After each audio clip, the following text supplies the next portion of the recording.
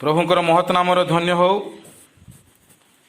प्रभु आज आम एक सुंदर पवित्र वाक्य से देवाई जाऊँगी। जो वाक्य अनेक समय आम बुझा को कष्ट होता है, जहाँ भी आम अनेक समय अज्ञात भाव प्रचार करपरी वाक्य को आम आज समस्ते शुणा जा। से पूर्व आम प्रार्थना करवा। पवित्र प्रभु, तुम पवित्र नामर धन्यवाद करुछु। तुमर पवित्र वाक्य और निगूढ़ तत्व आत्मिक विषय बुझापे आम को पवित्र आत्मांकर साहाय्य बुझा सरल करंतु। तेबे ताहा श्रोता मानक निमंते परित्राणर कारण हो पार। जीशु नाम रे मागोछु पिता, आमेन। आज आम मन प्राण आत्मा विषय रे किछि समय ध्यान करिबा। मनुष्यर मृत्यु परे मन प्राण और आत्मार स्थान केउठी? अनेक दिन आगु जदि आम ए विषय शुणी आसुअछु, तथापि ए तीनोटीर स्थान आम जानिबा दरकार। जड़े मनुष्यर मन प्राण आत्मा थाए, किंतु अधिकांश लोकों पाखरे आत्मा न थाए, मन थाए, प्राण थाए। आज आम तीनोटी विषय रे किछि समय ध्यान करिबा। मन जहा इच्छा संकल्प जहा हृदयर भावना को मध्य बुझा जाए। प्राण जहाँकि श्वासवायु जीवन यह को बुझा जाए। आउ आत्मा है यह ईश्वरंकर दान अटे, जहाँ को आम पवित्र आत्मा बोली भी कही था। परमेश्वर यही दान तांको लोक मानू दियंती।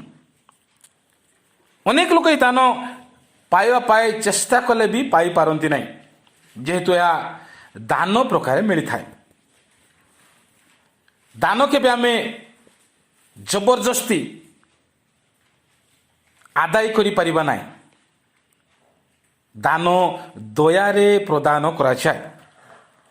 मु कहीं ये विषय कहवाई चाहिए, कारण अनेक समय रे कबर पदारे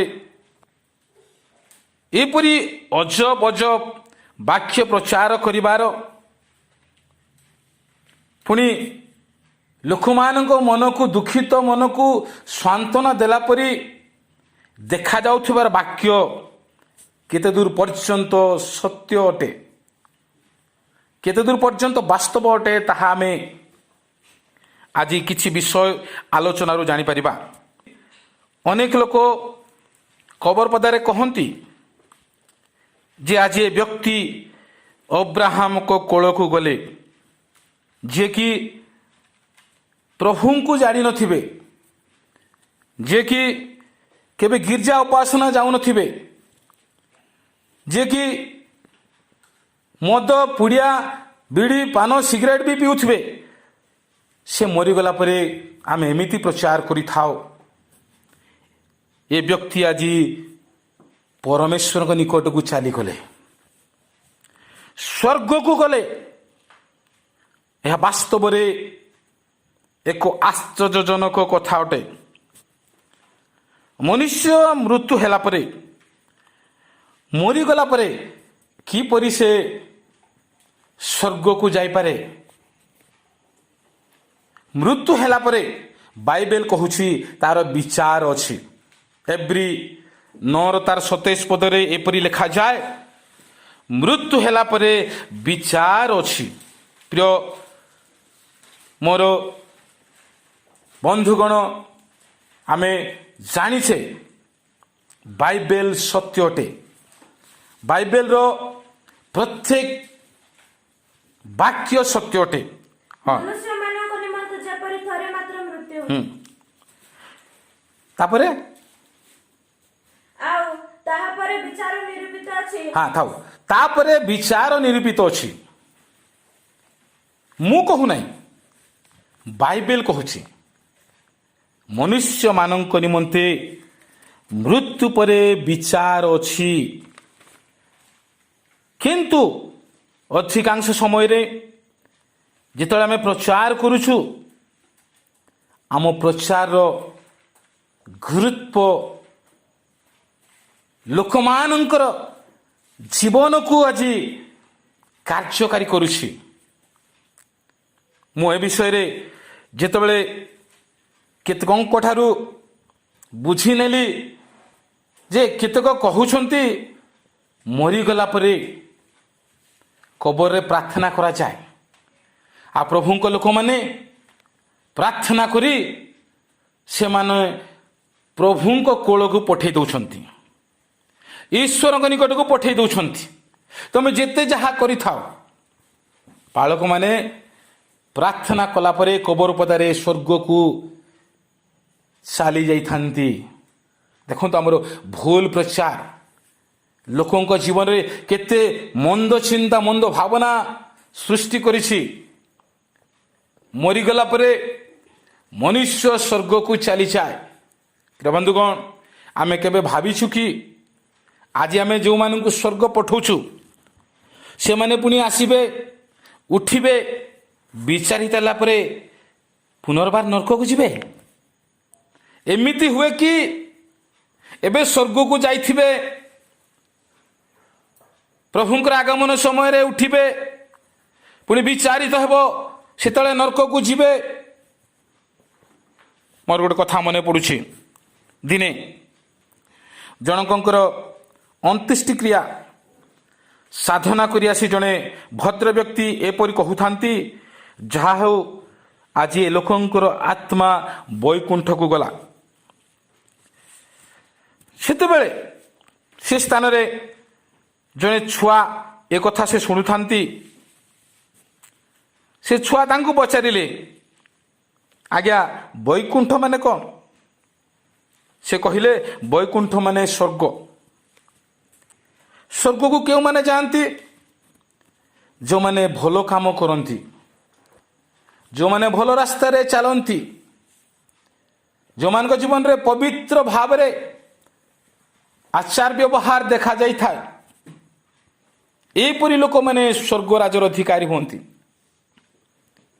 ତାର କିଛି ଦିନ ଗଲା ପରେ ଆଉ ଜଣେ ଲୋକ ମରିଗଲେ, ଆଉ ସେ ଭଦ୍ର ବ୍ୟକ୍ତି ସେଇଦିନ ମଧ୍ୟ ତାଙ୍କର ଅନ୍ତ୍ୟେଷ୍ଟିକ୍ରିୟା ସାଧନା କଲା ପରେ ପୁଣି ସେ ସେହିପରି କହୁଥାନ୍ତି, ଯାହା ହେଉ ଏ ଲୋକଙ୍କର ଜୀବନ ମଧ୍ୟ ବୈକୁଣ୍ଠକୁ ଗଲା। ସେତିକିବେଳେ ସେ ଯେଉଁ ଛୁଆ ତାଙ୍କୁ ପୂର୍ବରୁ ପଚାରିଥିଲେ, ସେ ତାଙ୍କ ନିକଟକୁ ଆସିଲେ। ଏ କଥା ଶୁଣୁ ଶୁଣୁ ସେ ଲୋକଙ୍କୁ ସେ ପଚାରୁଛନ୍ତି, ଆଜ୍ଞା ସେଦିନ ମୋତେ ଆପଣ କହୁଥିଲେ ଯେ ଯେଉଁମାନେ ଭଲ ଲୋକ, ପବିତ୍ର ଲୋକ, ସେମାନେ ହିଁ କେବଳ ସ୍ୱର୍ଗକୁ ଯାଆନ୍ତି, କିନ୍ତୁ ଆଜି ଏ ଯେଉଁ ଲୋକ ମୃତ୍ୟୁବରଣ କଲା, ଇଏ ଲୋକ ତ ବହୁତ ଖରାପ ଲୋକ, ବଦମାସି ଲୋକ, ଗୁଣ୍ଡାଗିରି ଲୋକ, ଦାଦାଗିରି ଲୋକ, ଭଲ କାମ କେବେ କରେ ନା, ଖରାପ କାର୍ଯ୍ୟରେ ମାତି ଥାଏ, ଇଏ ପୁଣି କେମିତି ସ୍ୱର୍ଗ ରାଜ୍ୟକୁ ଯାଇପାରିବ? ଏ କଥା ଶୁଣିଲା ପରେ ସେ ଭଦ୍ର ବ୍ୟକ୍ତିର ମୁଣ୍ଡ ଅଫ୍ ହେଇଗଲା, ଘାବରା ହେଲା। ଆରେ ଛୁଆ କେଉଁଠି ଥିଲା? ଆରେ ଛୁଆ କେମିତି ପ୍ରଶ୍ନ ପଚାରୁଛି, ୟାକୁ କେମିତି ଉତ୍ତର ଦିଆହେବ? ଏତିକି ବେଳେ ସେ ଛୁଆ ପୁଣି ପଚାରୁଛି, ଆଜ୍ଞା କୁହନ୍ତୁ ପରା, ଏ ବ୍ୟକ୍ତି କ'ଣ ସତରେ ସ୍ୱର୍ଗକୁ ଗଲା କି ବୈକୁଣ୍ଠକୁ ଗଲା କି? ଏତିକି ବେଳେ ଭଦ୍ର ବ୍ୟକ୍ତି ସେ ଛୁଆଙ୍କୁ ଉତ୍ତର ଦେଉଛନ୍ତି, ବାବୁ ନର୍କରେ ଆଉ ଜାଗା ନାହିଁ, ନର୍କ ଫୁଲ ହେଇଯାଇଛି, ତେଣୁ ସେ ସ୍ୱର୍ଗକୁ ଚାଲିଗଲେ। ଏମିତି ହୁଏ। ଆମେ ବେଳେ ବେଳେ ପ୍ରଚାର କରୁ କ'ଣ ବୋଲି, ଯେ ଜଗତରେ ଦେବତା ହେଲେ ମଧ୍ୟ ମରଇ। ମୁଁ ଶୁଣିଛି ଅନେକ ଲୋକ କହନ୍ତି, ପ୍ରିୟ ପ୍ରଭୁଙ୍କ ଲୋକମାନେ ଏ ପ୍ରବାଦକୁ ପ୍ରଚାର କରନ୍ତୁ ନାହିଁ, ବାଇବେଲକୁ ପ୍ରଚାର କରନ୍ତୁ, ବାଇବେଲର ସତ୍ୟତାକୁ ପ୍ରଚାର କରନ୍ତୁ। ଆମେ କି ଜାଣିନାହୁଁ ଏଲିଓ ହନକ ଯେଉଁମାନେ ନ ମରି ସ୍ୱର୍ଗ ଯାଇଛନ୍ତି, ହଁ ଦେବତାମାନେ ମରିପାରିବେ, କିନ୍ତୁ ଈଶ୍ୱରଙ୍କ ଲୋକମାନେ ଆଗମନ ଯଦି ବିଳମ୍ବ ହେଉଛି ମରିବେ ନାହିଁ। ଆମେ ଦୁଃଖିତ ପରିବାରକୁ ସାନ୍ତ୍ୱନା ଦେବା ପାଇଁ କଥା କହୁଛୁ ବୋଧେ, କିନ୍ତୁ ଯେଉଁ ପରମେଶ୍ୱରଙ୍କର ସେବା କରୁଛୁ, ଯାହାଙ୍କର ବାକ୍ୟ ଆମେ ପ୍ରଚାର କରୁଛୁ, ତାଙ୍କୁ ଆମେ କେବେ ବି ଦୁଃଖିତ ହେବାକୁ ଦେବା ନାହିଁ। ଆମ ପ୍ରଚାର ତାଙ୍କୁ ଦୁଃଖିତ ନ କରୁ। ମୁଁ କହୁଥିଲି ଅନେକ ଦିନ ଏପରି ବାକ୍ୟ ଶୁଣି ଶୁଣି ନିଜକୁ ମଧ୍ୟ ଆମେ ଦୁଃଖିତ ଅନୁଭବ କରୁଛୁ। ସେଥିପାଇଁ ପ୍ରଚାର ଆଜି ଆମେ କରିବାକୁ ବାଧ୍ୟ ହେଲୁ। ଆଜି ଯଦି ଆମକୁ ଏ ପ୍ରଚାର ଭଲ ଲାଗୁନାହିଁ, ପ୍ରଭୁଙ୍କୁ କେତେ ଦୂର ଭଲ ଲାଗୁଥିବ? ଜଣେ ପାପୀ ଲୋକଙ୍କୁ, ଜଣେ ଚୋରି ବ୍ୟଭିଚାର କରିଥିବା ଲୋକଙ୍କୁ, ଜଣେ ବାପ୍ତିସ୍ମ ନ ନେଇଥିବା ଲୋକଙ୍କୁ, ମଦ ପିଉଥିବା ଲୋକ, କେବେ ପ୍ରାର୍ଥନା ଆସୁନଥିବା ଲୋକଙ୍କୁ ଆମେ ସିଧା ସ୍ୱର୍ଗକୁ ପଠାଇ ଦେଉଛୁ। ସତେ ପ୍ରଭୁ ମୋର ଅର୍ଡରକୁ ସେ ମାନିବେ, ମୋର କଥା ଶୁଣିବେ, ସ୍ୱର୍ଗ ରଖିଦେବେ? ଏହା କଦାପି ସମ୍ଭବ ନୁହେଁ। କିନ୍ତୁ ଆମେ ବୁଝିବା କେମିତି? ମୃତ୍ୟୁ ହେଲା ପରେ ମନ, ପ୍ରାଣ, ଆତ୍ମାର ସ୍ଥାନ କେଉଁଠି, କେତେବେଳେ ଜାଣିବା? କେମିତି ଆମ ଲୋକମାନଙ୍କୁ ଆମେ ଜାଗ୍ରତ କରିବା? ଏକ ପ୍ରହରୀ ଭାବରେ ଆମେ ଯଦି ଏମିତି ପ୍ରଚାର କରିବା, ଅନେକ ଲୋକ ବିନଷ୍ଟ ହେଇଯିବେ। କବର ପଦାରେ ଉଚିତ ଶିକ୍ଷା ପରାମର୍ଶ ଦରକାର। ଗୋଟିଏ ଜାଗା ଯେଉଁଥିରେ ଲୋକମାନେ ଭୟ କରନ୍ତି, ସେ ଜାଗାରେ ଯଦି ଆମେ କହିବା ତମେ ସ୍ୱର୍ଗକୁ ଚାଲିଗଲ, ଅବ୍ରାହ୍ମଙ୍କ କୋଳ ଗଲ, ତେବେ ପ୍ରିୟ ବନ୍ଧୁଗଣ, ଅନେକ ଲୋକ ଭ୍ରାନ୍ତ ହେଇ ବିନଷ୍ଟ ହେବେ। ଯାହା ଉପଦେଶକ ତାର 8-10 ପଦ ଲେଖାଯାଏ, ପଢନ୍ତୁ। ହଁ, ଦୁଷ୍ଟମାନେ ସମାଧି ପାଇବାର ମୁଁ ଦେଖିଛି, ଏବଂ ସେମାନଙ୍କ ସମାଧି ସ୍ଥାନରେ ଫେରି ଲୋକେ ସେମାନଙ୍କର ପ୍ରଶଂସା କରିବା ମଧ୍ୟ ଶୁଣିଛି। ପ୍ରିୟ ବନ୍ଧୁଗଣ, ଆମେ ଶୁଣିଥିଲୁ ସେ ଯୋଉ ଭଦ୍ର ବ୍ୟକ୍ତି କହିଲେ, ନର୍କରେ ଜାଗା ନଥିବାରୁ ସ୍ୱର୍ଗକୁ ପଳେଇଲେ। ଆମେ ବି ଏମିତି କରୁଛୁ କି? ଏଠି ଲେଖାଯାଏ, ଯାହାକି ଏଟା ସିଏଲ ବାଇବେଲ, ଦୁଷ୍ଟ ଲୋକଙ୍କୁ କବର ଦିଆଯାଏ, ଆଉ ସେମାନେ କବରରୁ ଆସି ସେଇ କବର ପ୍ରାପ୍ତ ବ୍ୟକ୍ତିଙ୍କର କ'ଣ କରନ୍ତି? ପ୍ରଶଂସା କରନ୍ତି। ମରିଗଲା ପରେ ଆଉ ତାର ପ୍ରଶଂସା କଲେ କିଛି ଲାଭ ନାହିଁ। କିଛି ସମୟ, କିଛି ଦିନ ଆମେ ତାର ଗୁଣ ଗାଉଛୁ, ସତ କଥା, କିନ୍ତୁ ମଲା ପରେ ଗଲା। ଯେହେତୁ ଆଜି ଆମମାନଙ୍କର ସମାଜରେ ହିତଜନକ ଶିକ୍ଷାର ଆବଶ୍ୟକତା ରହିଛି, ଆମ ସମାଜରେ ଏ ଶେଷ ସମୟ ମୁହୂର୍ତ୍ତରେ ଆତ୍ମିକ ସଚେତନତାର ଆବଶ୍ୟକତା ରହିଛି। ମୋର ଆଉ ଗୋଟେ କଥା ମନେ ପଡୁଛି। ଦିନେ ଜଣେ ବ୍ୟକ୍ତି ଏମିତି କବର ପଦାରେ ପ୍ରଚାର କରୁଥାନ୍ତି। ଆଜି ଏ ବ୍ୟକ୍ତି ଅବ୍ରାହ୍ମଙ୍କ କୋଳକୁ ଗଲେ। ପ୍ରଚାର ସମାପ୍ତ ହେଲା ପରେ, ଘରକୁ ଆସିଲା ପରେ ଜଣେ ବିଶ୍ୱାସୀ ସେ ଲୋକଙ୍କୁ ପଚାରୁଛନ୍ତି, ଆଜ୍ଞା ଆପଣ ଯେଉଁ କବର ପଦାରେ ପ୍ରଚାର କରୁଥିଲେ, ସେ ବିଷୟରେ ମୁଁ ଜାଣିବାକୁ ଚାହେଁ। ସେ ବୋଧେ ଭାବିଲେ କିଛି ବିଷୟ, ଭଲ ବିଷୟ ସେ ପଚାରିବେ। କିନ୍ତୁ ସେ ବିଶ୍ୱାସୀ ଜଣକ ତାଙ୍କୁ ପଚାରିଲେ, ଆଜ୍ଞା ଆପଣ କହୁଥିଲେ ଯେ ସେ ଅବ୍ରାହ୍ମଙ୍କ କୋଳରେ ବସିଛନ୍ତି, ଆପଣ ବାକ୍ୟ ପ୍ରଚାର କଲାବେଳେ କିଛି ଦର୍ଶନ ଦେଖିଲେ କି? ଅବ୍ରାହମଙ୍କ କୋଳରେ ବସିଥିବା ସେ ଲୋକଙ୍କୁ ଦେଖିଲେ କି ଅବ୍ରାହମଙ୍କ କୋଳରେ ଡାହାଣ ପଟେ କି ବାମ ପଟେ ବସିଛନ୍ତି କି ସିଧା ହେଇକି ବସିଛନ୍ତି, ଆଜ୍ଞା କୋଉ ପଟେ ବସିଛନ୍ତି ଆପଣ କେମିତି କହିଲେ ପ୍ରଚାର କଲାବେଳେ? ଆପଣଙ୍କୁ ଦେଖାଗଲା କି ଦର୍ଶନରେ? କେମିତି ଦେଖିଲା ପରି ଆପଣ କହୁଥିଲେ? ସେ ବ୍ୟକ୍ତି ଜଣକ ନୀରବ ହେଇଗଲେ ପ୍ରଶ୍ନ ଶୁଣିକି। କିଛି ସମୟ ସେ ନୀରବ ହେଇଗଲେ। ସେ ବିଶ୍ୱାସୀ ପଚାରିଲେ, ଆଜ୍ଞା କୁହନ୍ତୁ ପରା, କେଉଁ ପଟେ ବସିଥିଲେ? କେଉଁ ପଟେ ଗୋଡ଼ କରିଥିଲେ? କେଉଁ ପଟେ ମୁଣ୍ଡ କରିଥିଲେ? କେଉଁ ପଟେ ପଛ କରିଥିଲେ? ସେତେବେଳକୁ ସେ ପ୍ରଚାରକ ବାବୁ କହିଲେ, ମୁଁ କୌଣସି ଦର୍ଶନ ଦେଖି ନାହିଁ, କିନ୍ତୁ ଲୋକମାନେ ଖବର ପଦାରେ ପ୍ରଚାର କରନ୍ତି ବୋଲି ମୁଁ ମଧ୍ୟ ପ୍ରଚାର କଲି। ଲୋକମାନେ ପ୍ରଚାର କରୁଛନ୍ତି, ତେବେ ଆମେ ମଧ୍ୟ ପ୍ରଚାର କରୁଛୁ। ଲୋକେ ଯାହା କହିବେ ଆମେ ତାହା କହିବା। ତେଣୁ ବିଶ୍ୱାସ କରିବା ଦିନଠାରୁ ପରିତ୍ରାଣ ଅଧିକ ସନ୍ନିକଟ। ପୂର୍ବ କାଳର ବିଶ୍ୱାସ, ବର୍ତ୍ତମାନର ବିଶ୍ୱାସ ଫରକ ଅଟେ। ଆଜି ଆମେ ଜାଣିବା ଦରକାର, ମୃତ୍ୟୁ ପରେ ବିଚାର ଅଛି। ବିଚାର ପୂର୍ବରୁ କେହି ଆମେ କାହାକୁ ସ୍ୱର୍ଗକୁ ପଠେଇ ପାରିବା ନାହିଁ। କିନ୍ତୁ ମୁଁ କହିବି, ଆଜି ମନୁଷ୍ୟର ତିନି ଗୋଟି, ଯାହାକି ମନ, ପ୍ରାଣ, ଆତ୍ମା। ବର୍ତ୍ତମାନ ଆମେ ମନର କଥା ଦେଖିବା। ମନ ଅର୍ଥ ଶରୀର, ଇଚ୍ଛା, ଅଭିଳାଷ। ୟାକୁ ଆମେ ଯଦି କହିବାକୁ ଗଲେ ଏ ତିନୋଟି ଶରୀରରେ ଥାଏ, ଆଉ ମୃତ ହେଲା ପରେ ଏ ତିନୋଟି ମାଟିରେ ମିଶିଯାଏ। ଇଚ୍ଛା,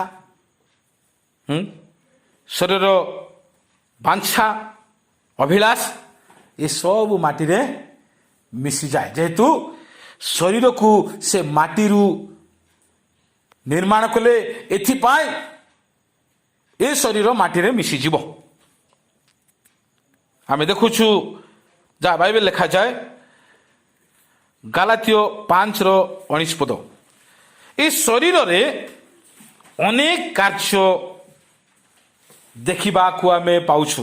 ହଁ, ଶରୀର କାର୍ଯ୍ୟ ଗୁଡାକ ତ ସ୍ପଷ୍ଟ ରୂପେ ଜଣା। ହଁ, ବ୍ୟଭିଚାର, ଅଶୁଚିତା, କାମକତା, ପ୍ରତିମା ପୂଜା, କୁହୁକ, ଶତ୍ରୁତା, ବିବାଦ, ଦ୍ୱେଷ, କ୍ରୋଧ, ସ୍ୱାର୍ଥପରତା, ଦଳଭେଦ, ମତଭେଦ, ଈର୍ଷା, ମତତା, ରଙ୍ଗରସ ଇତ୍ୟାଦି ପ୍ରକାର କର୍ମ ଗୁଡାକ। ମୁଁ ପୂର୍ବରେ ଯେପରି ତୁମମାନଙ୍କୁ କହିଥିଲି, ସେହିପରି ଆଗରୁ କହୁଅଛି ଯେ ଯେଉଁମାନେ ଏହି ସବୁ ପ୍ରକାର କର୍ମ କରନ୍ତି ସେମାନେ ଈଶ୍ୱରଙ୍କ ରାଜ୍ୟର ଅଧିକାରୀ ହେବେ ନାହିଁ। ଥାଉ। ଶରୀରର କାର୍ଯ୍ୟ ଗୁଡ଼ିକ ବିଷୟରେ ଆମେ ବର୍ତ୍ତମାନ ଶୁଣିଛୁ ଯେ ଶରୀରରେ ଏସବୁ କାର୍ଯ୍ୟ ରହିଅଛି, ଆଉ ଏସବୁ କାର୍ଯ୍ୟ ଗୁଡ଼ିକ ମୃତ ହେଲା ପରେ ସମସ୍ତ ଲୋପ ହୋଇଯାଏ, ମାଟିରେ ମିଶିଯାଏ। ତେଣୁ ଏ ଶରୀରରେ ଆମେ କେବେ ମଧ୍ୟ ଏସବୁ ବିଷୟକୁ ବାସ କରିବାକୁ ଦେବାକୁ ହେବ ନାହିଁ। ଶରୀରରେ ରାଗ, ହିଂସା, କ୍ରୋଧ ଏ ସମସ୍ତ ଥିବା ଦ୍ୱାରା ଆମେ ଶରୀରର ବଶରେ ଚାଲୁଛୁ, ଜଗତର ଅଧୀନରେ ରହୁଛୁ। ରୋମିଓ 6:12 ମଧ୍ୟ ଆମେ ପଢ଼ିବା।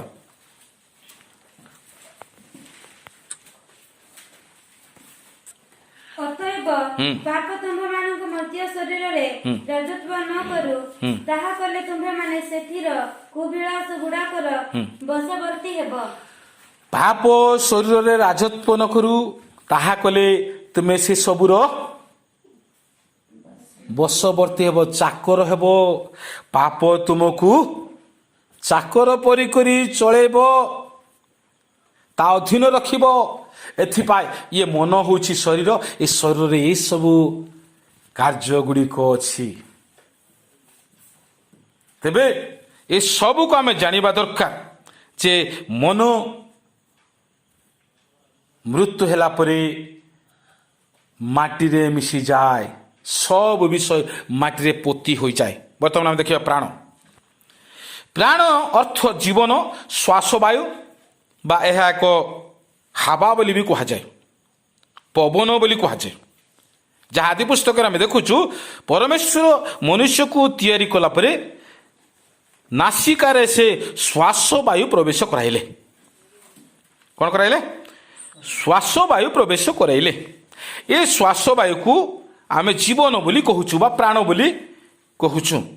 ଯେତେ ଦିନ ପର୍ଯ୍ୟନ୍ତ ଏ ଆମର ନାସିକାରେ ଅଟକି ରହିଛି ସେତେଦିନ ପର୍ଯ୍ୟନ୍ତ ଆମେ ଜୀବିତ ଅଟୁ। ଏ ଶ୍ୱାସବାୟୁ ଚାଲିଗଲା ପରେ ଆମେ ଜାଣୁଛୁ ଯେ ସେ ଲୋକ ମରିଗଲା। ଜୀବନ ଚାଲିଗଲା ପରେ ସେ ଲୋକ ମରିଗଲା। ଆମେ ଯଦି ଉପଦେଶକ 12:7 ପଦ ପଢ଼ିବା ସେଠାରେ ସୁନ୍ଦର କଥା ଲେଖା ଅଛି। ହଁ, ଆତ୍ମା ଦାତାଙ୍କ ନିକଟକୁ ପୁଣି ଧୂଳି ପୂର୍ବ ପରି ମୃତ୍ତିକାରେ ଲୀନ ହେବ। ହଁ, ଆଉ ଆତ୍ମାଦାତା ପରମେଶ୍ୱରଙ୍କ ନିକଟକୁ ଆତ୍ମା ଫେରିଯିବ। ହଁ, ଆତ୍ମାଦାତା ପରମେଶ୍ୱରଙ୍କ ନିକଟକୁ ଆତ୍ମା ଫେରିଯିବ। ଏଇ ଆତ୍ମାର ଅର୍ଥ ଅନେକ ଲୋକ ବୁଝିପାରନ୍ତି ନାହିଁ। ଇଂଲିଶ ବାଇବେଲରେ ଏହାକୁ ସୋଲ୍ ବୋଲି ଲେଖା ଅଛି, ସ୍ପିରିଟ୍ ବୋଲି ଲେଖା ନାହିଁ। ସୋଲ୍ ମାନେ ପ୍ରାଣ, ଜୀବନ। କିନ୍ତୁ ଅନେକ ୟାକୁ ପବିତ୍ର ଆତ୍ମା ବୋଲି ବି ବୁଝିଥାନ୍ତି। ମୁଁ ଯାହା ଭାବୁଛି ଆତ୍ମାଦାତାଙ୍କ ନିକଟକୁ ଆତ୍ମା ଚାଲିଯିବ। ପରମେଶ୍ୱର ମାନଙ୍କର ନାସିକାରେ କ'ଣ ଦେଲେ? ଜୀବନ ଦେଲେ। ସେଇ ଜୀବନ ତାଙ୍କରି ଅଧିକାର। ଶ୍ୱାସବାୟୁ ସେ ଦେବା ବ୍ୟକ୍ତି, ସେ ନେବା ବ୍ୟକ୍ତି, ତାଙ୍କ ନିକଟକୁ ଚାଲିଯାଏ। ଯଦି ଆମେ ଦେଖିବା ପ୍ରକାଶିତ ବାକ୍ୟ ତାର 6-9 ପଦରେ ଏଠି ଗୋଟେ ସୁନ୍ଦର କଥା ଲେଖା ଅଛି। ହଁ, ହଁ, ମେଷ ଶାବକ ଯେତେବେଳେ ହଁ। ପଞ୍ଚମ ମୁଦ୍ରା ଭାଙ୍ଗିଲେ, ହଁ। ସେତେବେଳେ ଯେଉଁମାନେ ଈଶ୍ୱରଙ୍କ ବାକ୍ୟ ସକାଶେ ଓ ସେମାନଙ୍କ ଦତ୍ତ ସାକ୍ଷ୍ୟ ସକାଶେ ହତ ହୋଇଥିଲେ ସେମାନଙ୍କ ଆତ୍ମାମାନଙ୍କୁ ମୁଁ ବେଦୀ ତଳେ ଦେଖିଲି। ବେଦୀ ତଳେ ଦେଖିଲି। ଯେଉଁମାନେ ପ୍ରଭୁଙ୍କୁ ପାଇକି ମରନ୍ତି, ଆତ୍ମିକ ଭାବରେ ଜୀବନଯାପନ କରି ମରନ୍ତି, ସେମାନଙ୍କର ଆତ୍ମା, ସେମାନଙ୍କର ଜୀବନ ମାନେ ବେଦୀ ତଳେ ଥିବାର ମୁଁ ଦେଖିଲି। ମୁଁ କହିବି ପ୍ରାଣ, ଯାହାକୁ ଆମେ ଶ୍ୱାସବାୟୁ ଜୀବନ ବୋଲି କହୁଛୁ, ମୃତ୍ୟୁ ହେଲା ପରେ ଆତ୍ମିକ ଲୋକମାନଙ୍କର ସେଇ ଜୀବନ ଈଶ୍ୱରଙ୍କର ବେଦୀ ତଳେ ଥିବାର ଦେଖାଯାଏ। ଯାହାକୁ ଆମେ ପାରଦୀଶ ବୋଲି ବି କହିପାରିବୁ। ବେଦୀ ତଳେ ଆତ୍ମା ମାନେ ରହନ୍ତି।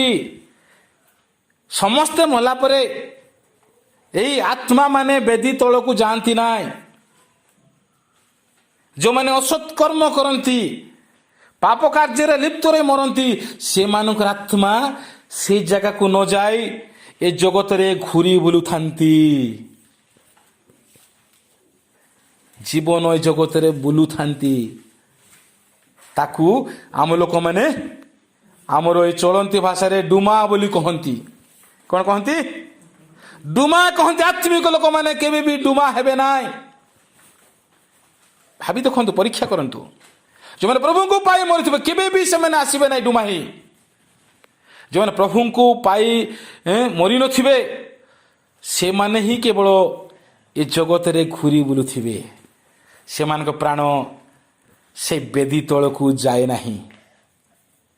ତୃତୀୟ ବିଷୟ ହେଲା ଆତ୍ମା, ଯାହାକୁ ଆମେ ପବିତ୍ର ଆତ୍ମା ବୋଲି କହୁ।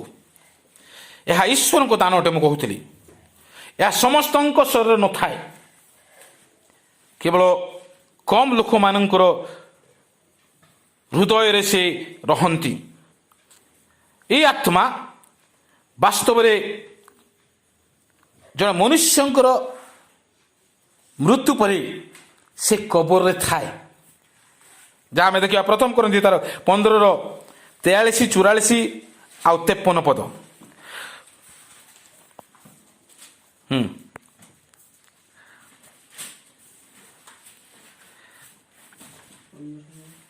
ଅନାଦରେ ବୁଣା ଯାଏ, ଗୌରବାନ୍ୱିତ ହୋଇ ଉତ୍ଥିତ ହୁଏ, ଦୁର୍ବଳତାରେ ବୁଣା ଯାଏ, ସବଳ ହୋଇ ଉତ୍ଥିତ ହୁଏ, ହଁ। ପ୍ରାକୃତିକ ଶରୀର ବୁଣା ଯାଏ, ପ୍ରାକୃତିକ ଶରୀରରେ ବୁଣାଯାଏ, ଆତ୍ମିକ ଶରୀର ଉତ୍ଥିତ ହୁଏ। ଆତ୍ମିକ ଶରୀରରେ ଉତ୍ଥିତ ହୁଏ।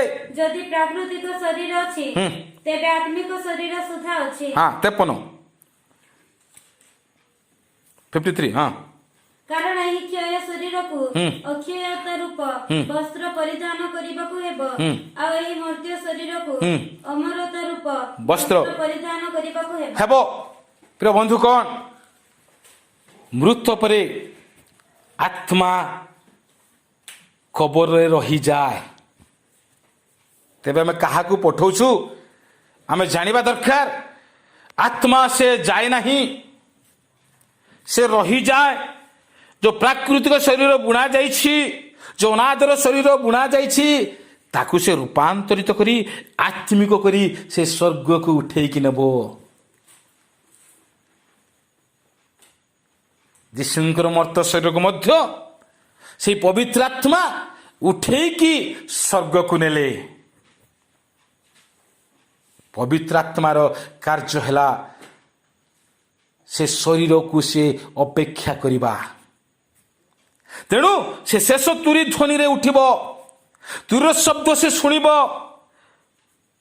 ଯାହା ଆମେ ଦେଖୁଛୁ ରୋମିଓ ତାର 8:11 ପଦରେ ସେ ମୃତ୍ୟୁରୁ ଉଠାଇବେ। ହଁ, ଆଉ ଯେ ମୃତମାନଙ୍କ ମଧ୍ୟରୁ ଯୀଶୁଙ୍କୁ ଉଠାଇଲେ, ହଁ। ତାହାଙ୍କର ଆତ୍ମା ଯଦି ତୁମମାନଙ୍କ ଠାରେ ବାସ କରନ୍ତି, ତେବେ ଯେ ମୃତମାନଙ୍କ ମଧ୍ୟରୁ ଖ୍ରୀଷ୍ଟ ଯୀଶୁଙ୍କୁ ଉଠାଇଲେ, ସେ ତୁମମାନଙ୍କ ଠାରେ ବାସ କରୁଥିବା ଆପଣା ଆତ୍ମାଙ୍କ ଦ୍ୱାରା ତୁମମାନଙ୍କ ମର୍ତ୍ତ୍ୟ ଶରୀରକୁ ମଧ୍ୟ ଜୀବିତ କରିବେ। ସେ ଜୀବିତ କରିବେ, ସେ ଉଠେଇକି ନେବେ।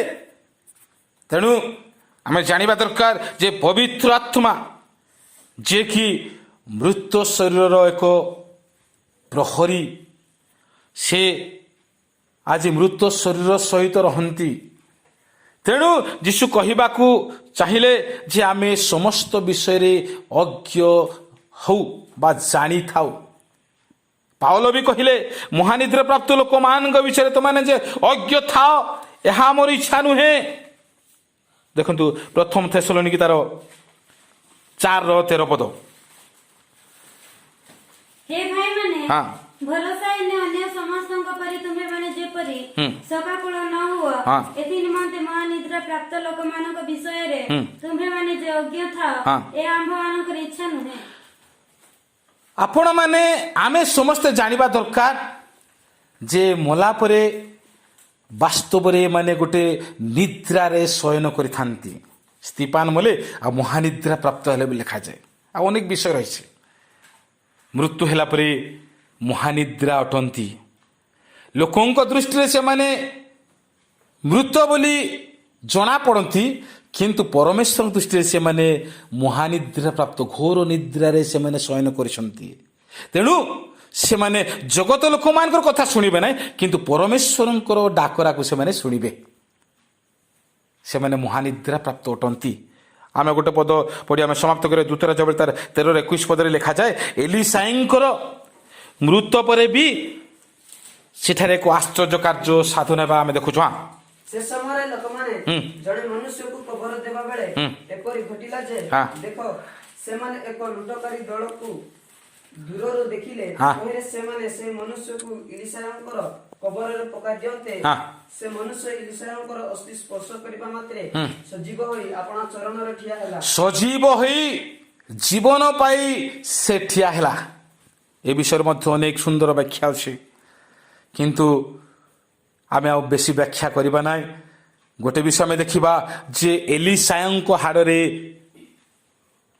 ପବିତ୍ର ଆତ୍ମାଙ୍କର ଶକ୍ତି ଥିଲା, ଆତ୍ମିକ ଅଭିଷେକ ଥିଲା। ଏହାକୁ ଆମେ ଯଦି କହିବା ପୁନର୍ଜନ୍ମର ଆତ୍ମିକ ଦାନ। ସେଇ ହାଡ଼ରେ ଯେତେବେଳେ ଗୋଟେ ମୃତ ବ୍ୟକ୍ତିର ସ୍ପର୍ଶ ହେଲା, ସେ ଜୀବନ ପାଇଲେ ପ୍ରିୟ ଲୋକମାନେ। ତେଣୁ ବର୍ତ୍ତମାନ ଶେଷ ସମୟରେ ଆମେ ପ୍ରଭୁଙ୍କର ଇଚ୍ଛା ଜାଣିବା ଦରକାର।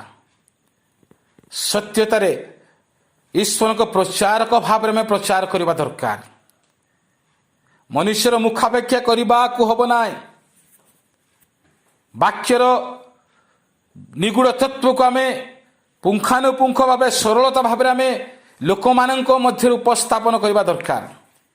ତାହେଲେ ଅନେକ ଲୋକମାନେ ଆଜି ବିନଷ୍ଟ ହେବାରୁ ବଞ୍ଚିତ ହେବେ, ସ୍ୱର୍ଗରାଜର ଅଧିକାରୀ ହେବେ, ବାସ୍ତବ ଈଶ୍ୱରଙ୍କ ସନ୍ତାନ ସନ୍ତତି ବୋଲି ଗଣାଯିବେ।